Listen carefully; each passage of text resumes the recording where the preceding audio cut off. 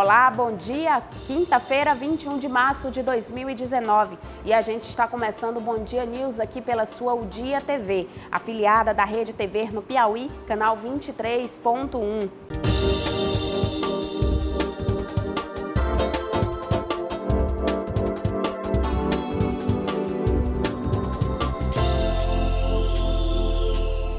E a gente começa o telejornal de hoje trazendo os principais destaques da versão impressa do seu Jornal Dia.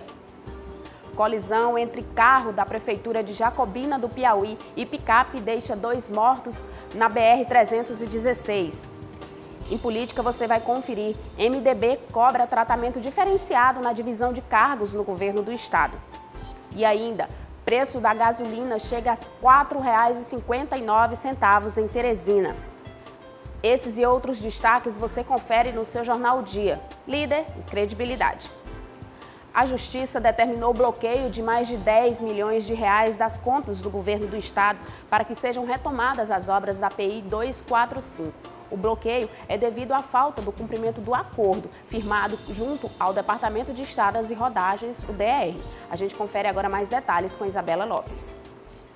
A Justiça determinou o bloqueio de 10 milhões e meio de reais do estado do Piauí para a retomada das obras da PI 245, no trecho entre Picos e Itainópolis.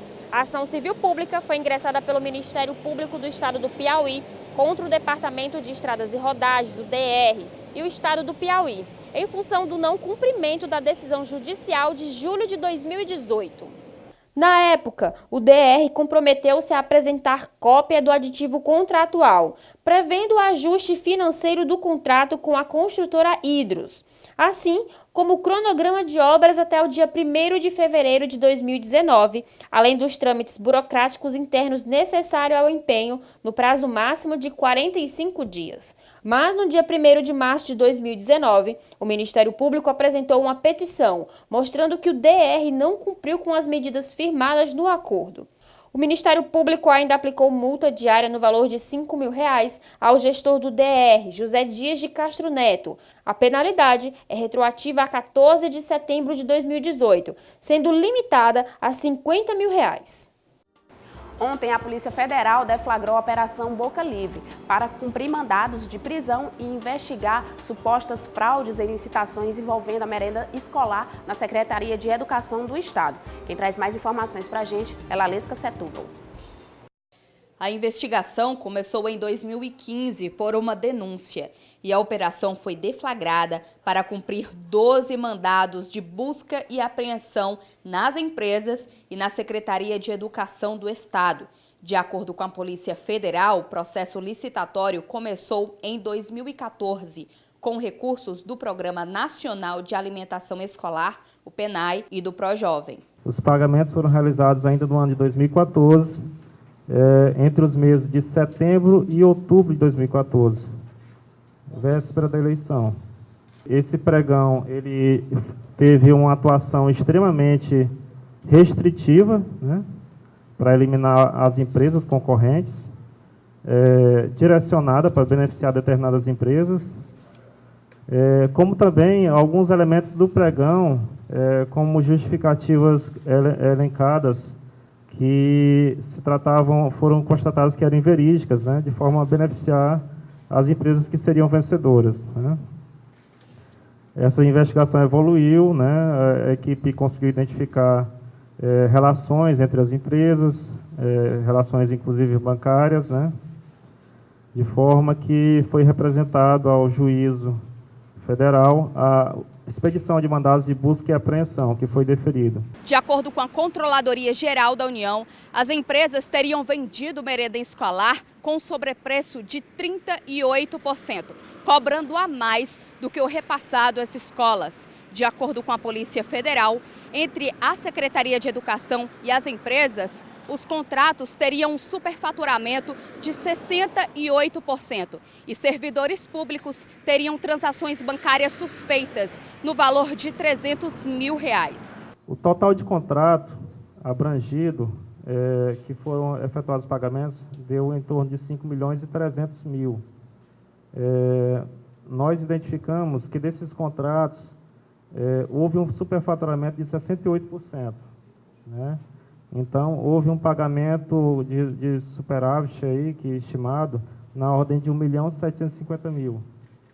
E também foi analisada as propostas das empresas, e entre essas propostas verificamos uma divergência de preços que foi inferior a 3%. Então, essas propostas estavam muito bem alinhadas, né? De forma que ficou evidente o direcionamento, né, em face das empresas, como também um ajuste de preço entre as empresas. A Controladoria Geral da União participou da investigação para analisar o pregão e cruzar os dados dos valores dos contratos com os de mercado. A gente faz toda uma fiscalização dentro, com os preços, a gente pega o contrato, né, o contrato físico, compara os preços que foram cotados, os preços com o nosso sistema de compras do governo federal, pesquisas na internet, para saber se aquele valor ali é o valor de mercado. Hoje é muito fácil descobrir isso, né, com os nossos sistemas. E a contratação que teve foi por volta de 1.700.000 de superfaturamento por sobrepreço. Então, o que é que significa? Que esse valor de 1.700.000 estava a mais, né, o que deveria realmente ser de acordo com o valor de mercado. A Polícia Federal solicitou mandados de prisões temporárias, mas foram indeferidas até o momento. Segundo a Secretaria de Educação do Estado, em nota, desde 2003, os contratos para merenda escolar eram descentralizados. Em 2014, no pregão investigado, isso mudou. E no ano seguinte, 2015, a Secretaria voltou a descentralizar os serviços. A informação foi confirmada pela CGU. Agora é a próxima etapa, né? A gente identificou isso, era esse trabalho pontual. E aí, a partir de agora, né, a CGU com a Polícia Federal também vão continuar as investigações, os próximos passos, quais as novas etapas. Apenas 224 eleitores dos quase 19 mil eleitores do Estado que precisam regularizar a situação junto à Justiça Eleitoral procuraram os cartórios para se regularizar. O prazo já está encerrando e a Justiça Eleitoral está preocupada com a baixa procura e alerta para as penalidades. Esta dona de casa foi impedida de votar por um problema de saúde. Deu um ABC, não tinha não, que eu não estava nem falando nessa época, porque perdi a voz. O prazo para a regularização teve início em 7 de março e vai ser concluído em 6 de maio. Em todo o Piauí, são 18.987 eleitores que precisam regularizar a situação.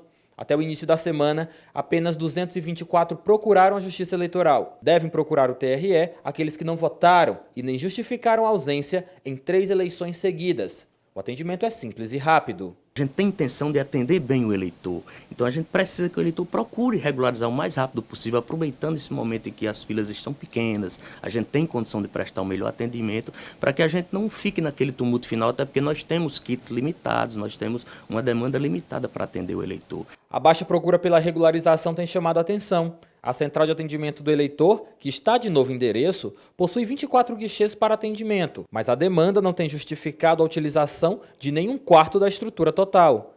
Os eleitores devem ficar atentos. Não regularizar a situação causa sanções. Caso não façam, terá seu título cancelado, sua inscrição eleitoral cancelada, e arcará com todas as consequências de quem tem o título cancelado. Ele pode deixar de participar de concurso público, caso tenha sido aprovado e nomeado, pode deixar de tomar posse. Caso já seja servidor público, pode ficar sem receber seus vencimentos. Fica proibido de contratar com a administração pública em todas as suas esferas. Fica proibido de tirar RG, fica proibido de tirar passaporte. O atendimento durou cerca de 5 minutos. E a opinião de Maria do Carmo sobre ficar quite com a Justiça Eleitoral? Achei fácil. Foi tranquilo, né? Foi. Então quem não votou pode vir justificar tranquilo. Isso. Os trabalhadores rurais que querem se aposentar não precisam mais recorrer aos sindicatos para conseguir a declaração de atividade rural. As regras mudaram. A gente vai conferir agora quais foram essas alterações. Trabalhadores rurais que querem solicitar qualquer benefício no INSS devem estar atentos, porque saiu uma medida provisória em janeiro deste ano que muda muitas regras. A partir de 18 de janeiro, a data do advento da medida provisória 871, a declaração que antigamente era expedida pelo Sindicato Rural, né, hoje foi substituída pela autodeclaração, que é assinada pelo segurado, onde ele declara seu tempo de atividade rural, o regime de economia ao qual foi destacado na atividade agrícola, etc. Então, ele faz todo o sentimento de informações, presta todas as informações para que possamos homologar sua atividade rural e assim conceder o benefício. Tinha uma declaração que era emitida pelo sindicato para trazer aqui no INSS para comprovar que ele era trabalhador rural. Essa declaração não precisa mais? Como foi essa mudança? Correto. A autodeclaração já era exigida anteriormente, no lugar da entrevista rural. Então, o único artifício de mudança é, no caso, a substituição, ou seja, não há mais necessidade da declaração do sindicato rural, mas sim da autodeclaração assinada pelo segurado. Então, mesmo que contenha no processo a declaração do sindicato, ela não pode ser considerada nos autos, certo? Mas, perfeitamente, a autodeclaração ela deve permanecer no processo. E agora vamos para um breve intervalo comercial e na volta vamos falar das intervenções que vão ser realizadas na zona norte da cidade. E também começa hoje a Semana Cultural do Japão no Piauí. Fica ligadinho que a gente volta já.